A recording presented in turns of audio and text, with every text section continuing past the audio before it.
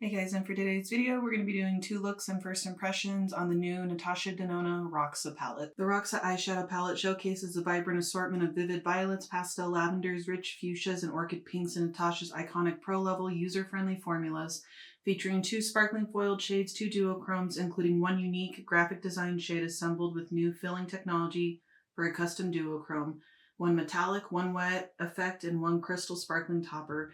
It also debuts the brand new Silky Matte formula in 8 mesmerizing shades. So as stated, this does have a brand new matte formula in here. So I'm interested to see how different this is from her previous formulas. I do own a decent amount of her palettes.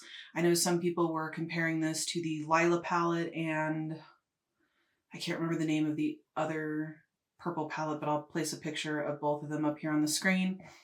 Now when we open this palette, first of all, I really love this kind of, it might be hard to tell on camera, but it's like a green purple kind of duochrome shift. I absolutely love this color on here. I think that's really pretty.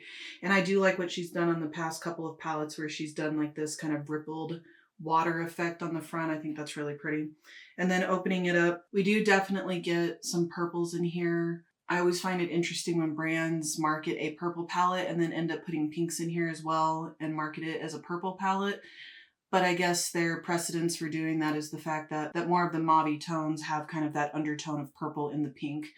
But there are a decent amount of purple shades in here. Now the colors do look different here on camera than they do in person. These down here and kind of over here really are more of the true purple tones. I'm going to go ahead and do my brows real quick as well as my eye base, and we'll get started on look number 1. All right, I think the first shade that I'm going to go in with is this one down here at the corner, and this is called Orchid, and I'm going to put that all up in my crease.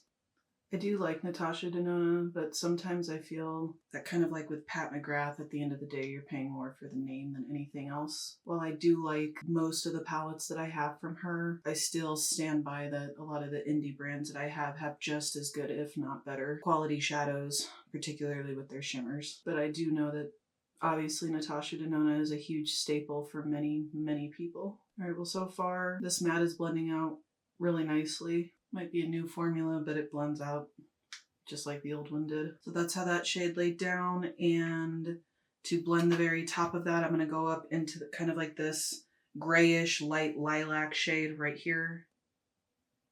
And this is called Phoebe. And I'm also going to pick that up on a fluffy brush. I do kind of feel that Phoebe and the other light shade in here called Sweet Pea are probably a little too close in not necessarily tone, but lightness, that probably only one of them was actually necessary in this palette. All right, well, those shades blended together really well. Didn't have any problems with that whatsoever. So the next shade that I'm going to go in with to kind of darken up the crease just a little bit more is this color right here. And this is called Cerise. I'm just going to darken the crease just ever so slightly. How many of you guys collect any of the Natasha Denona palettes? I had originally gotten my first one in a BoxyCharm, and I think it was their Xenon palette, kind of like the blue and the orange tones. And I know at the time that I was super excited to get that palette because I didn't have any of her larger ones at the time. I'm going to go ahead and blend those out real quick and I'll be right back. All right, and for the next shade to darken up the outer corner, I'm going to go into this dark one right here, and this is called Eclipse. I do wish that there was maybe a little bit more depth in this palette, because even the Cerise shade that I just used to darken up my crease still doesn't have as much depth to it as I kind of would have liked. But this shade has some pretty nice pigment to it, stamping it on. And so far all of the mattes that I've used have blended together really nicely. So honestly, if she did change her formula, at least I can't tell. All right, I'm going to blend that shade out and I'll be right back. All right, so those shades blended out really nicely, didn't have any problems with them. So I'm going to go ahead and lay down some glitter primer and we'll start diving into these shimmers. Right, and I think the first shimmer shade that I'm going to go into is this really pretty purple one right here. And this is called Concord, and I'm just going to place that next to the darkest matte shade. At least in my experience, I do always, even though I lay down primer usually anyways, I do find that I really do have to lay down glitter primer for Natasha Denona's shadows, particularly a lot of her darker ones, because a lot of them feel harder in the pan, and this particular palette really was no exception when swatching it. So the next shade, but that shade did lay down nicely on top of the primer. It does have like a really pretty kind of pink, kind of glitter reflect to it. And then the next shade that I'm going to go in next to that is this marbled shade right here, and this is called Bolt. Yeah, even this one isn't overly pigmented, but it does seem like it's building up nicely. And then the last shade that I'm going to go in with, I think I'm going to go into the one right next to that right here, and this is called Stargirl. All right, you guys, I'm going to go ahead and finish off the other eye off camera, do the rest of my face makeup, and we'll come back and we'll finish off the look. All right, I'm back, and to do the lower lash line, I'm going to go into this pink color right here, and this is called Heather. I did lay kind of like a light purple lavender shade in my lower waterline. And I will say I was filming a reel for the other eye, and I forgot to lay down my glitter primer, and y'all, those shimmers really were very unimpressive. It took multiple dips into the pan to get any sort of payout. So I ended up having to spray a brush to pick up something to get it to kind of match the other side. The only reason I find that to be disappointing is because of the price of this palette. I have drugstore palettes like from Moira Cosmetics, and their shimmers are really nice. There's another brand that I really like called You Can Be, and their shimmers are also really nice, and they're very affordable. But this palette was really expensive for how kind of, in my opinion, low quality the shimmers are. All right, I'm just going to finish off my lip and we'll be right back. All right, and this is going to be the completed look number 1. Now, I have some thoughts. Like I already mentioned, I am overall very happy with how this look turned out. I really think that pink and the kind of purpley tones complement my blue eye color, and the mattes blended out really nicely. I didn't really notice a change in the formula, even though they said that it did change. They still blended out really nicely. They weren't patchy. They built up really well. They blended together very nicely. The shimmers, they did perform well with the glitter primer. So on this eye, I used the glitter primer right from the get-go. I did have to build it up just a little bit, but then on this side where I didn't use the glitter primer, I had to build it up quite a bit. They were very subtle. Even the pans feel pretty dry. So that was kind of disappointing for the price point that you are paying. But I am happy with how the look turned out. But definitely the shimmers are beyond disappointing. But that also does come down to personal preference. If you don't like very wham in your face type of shimmers, this palette would be perfectly fine. But just for the quality of shadows that I'm looking for, this was not up to par. I will see you guys tomorrow for look number 2. All right, you guys, I'm back today for look number 2. I've gone ahead and done most of the rest of my makeup, with the exception of my lips and my eyes. I would like to play with some of these purples, and I might do a purple lip today as well. So I think today, to start with, I'll give this a try because I've used most of the mattes in here, but I'm going to go in with this purple shade right here, and this is called Velour. I'm not sure if this will show up on me because it's pretty light. Oh no, it's showing up. It actually kind of looks darker on the eye than it does in the pan. It's a really pretty shade though. I like that shade. Very nice. So to darken that up a little bit, I'm going to go into this darker purple shade right here, and this is called Jacaranda. I'm going to take that on a smaller brush. Probably just going to use shimmers on the lid today because I'm going to try them without a glitter primer to see how they do.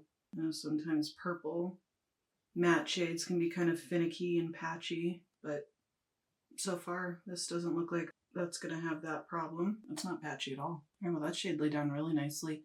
I'm going to go back into the last 2 shades and blend that out, and I'll be right back. All right, those shades blended out really nicely. 3 shimmers that I have not used, and I believe that one of them is a topper. So to start with, on the outer half, I'm going to go in with this one right here, and this is called Brink. Slightly sheer kind of pink colors, which is fine. Kind of has like that purpley orange shift to it. It's a really pretty shade though. I really like that. And it's not having too many problems laying down. It's one of those shimmer shades where you can kind of sheer it out or blend it or build it up if you need to. And then the next shade that I'm going to go in with is this top corner one right here. And this is called Dixie. And this is like a kind of orange to bluish purple shift. Time to get swifty. Well, these shimmers are laying down better than the ones did yesterday that I used without the primer. I really like how that looks. And then, I'm sorry, there were actually a couple shades that I didn't get to use. I might try doing the last one as an inner corner. But the next one that I'm going to go in with is this one right here. And this is called Flutter. And I do believe that this is more of like one of the topper shades. I'm just going to pop that kind of over everything. Kind of added like a slight glitter to it. That's really pretty though. I really like that. And then I'm going to try that Regal shade up in the corner. So this one right here might be a little too dark, but we're going to try it. I'm going to put that in my inner corner as well as on my brow bone. All right. I'm going to go ahead and do the other eye off camera, and we'll come back and we'll finish up the look. All right, guys, I went ahead and finished off the other eye, and I'm very happy with how that looks. I think that is absolutely beautiful. That Dixie shade that's on the inner part of the lid, I think that's probably the most beautiful shade in the palette. So to finish off the lower lash line, I'm just going to go in with the very first shade that I use called Velour. Right, I went ahead and put a light lavender shade in my lower waterline and finished off the lower lash line mascara. And I think today I am in fact going to go in with a purple lip. So let's go ahead and grab a lip liner. So I'm going to go in with the ColourPop Lippy Pencil in the shade Very Cute. And I'm actually just going to fill in my lips with a lip gloss. So I'm going to be going in with the LA Colors High Shine Shea Butter Lip Gloss, and this is in the shade Luscious. I think it should go with this look today, and these glosses do have a pretty nice amount of pigment to them. All right, you guys, and this is the final look number 2.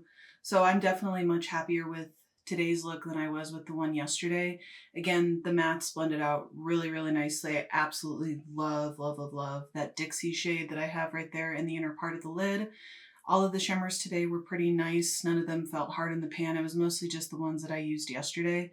So much happier with how it turned out today. And yeah, I really like how this looks. But I'm going to go ahead and zoom you guys on out, and I'll give you guys my final thoughts and opinions on the Natasha Denona Roxa palette. Okay, guys, so my final thoughts on the Natasha Denona Roxa palette. It's okay. Again, I really like this color story. I think it's really pretty. As I said earlier, I find it interesting how a lot of brands tend to put pink shades into their purple eyeshadows, but that's neither here nor there. Half of the shimmers were great, the other half not so much. The first ones that I used yesterday were really kind of dry and hard panned.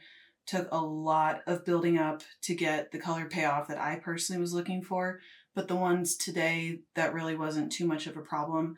Now, I'm going to say this. I understand that not everybody wants indie quality shimmers where they're just extreme pigment. I recognize that.